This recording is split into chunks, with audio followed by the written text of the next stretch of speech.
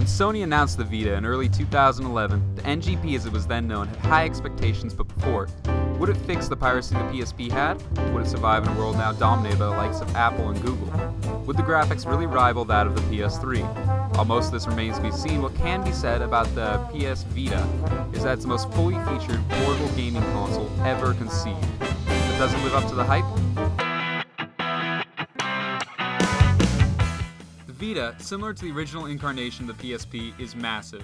Unless you wear jeans with large pockets, you will likely not be able to carry it. That said, the size does have its benefits, with a large HD OLED screen delivering the portable's stellar interface. And though all plastic, the Vita has a premium feel with its high gloss and silver accents. The front of the device is glossy and has all the buttons as well as the front-facing camera and touchscreen. The back of the device has a rear touchpad as well as one of the two cameras. And these cameras, while better than the 3DS, fail in comparison to something like the iPhone. Overall, the Vita is fully featured, though. Designed more like a smartphone than a traditional Sony XMB, the interface is all touch and buttery smooth, handling multitasking with ease and showing you what you want, when you want.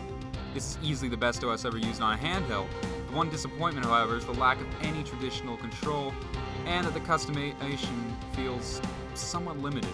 Things like the web browser and PSN Store handle as expected, with the former lacking flash support, something the Vita's predecessor had.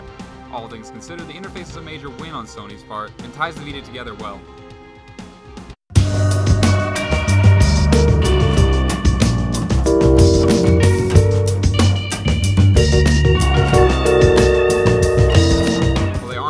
Dr. Dre a run for the money. The audio quality of the two stereo speakers on the Vita will more than suffice for the average user.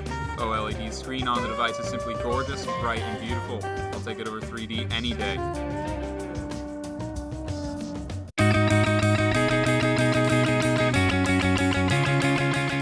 The Vita has an undisclosed amount of internal memory, which appears to be very small. 3G editions come packed with an 8GB card, while most come with none. The cards are ridiculously priced, with a 32GB coming in at $100.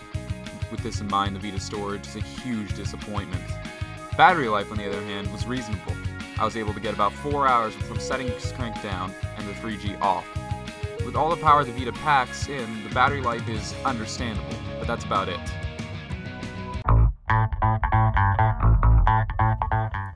Overall, the Vita is a stellar handheld, with a few shortcomings. It's definitely going to bring the experience hardcore gamers want, but its future is unclear. Whether or not we'll be able to survive in a world dominated by smartphones, tablets, and even the 3DS, we'll have to wait and see.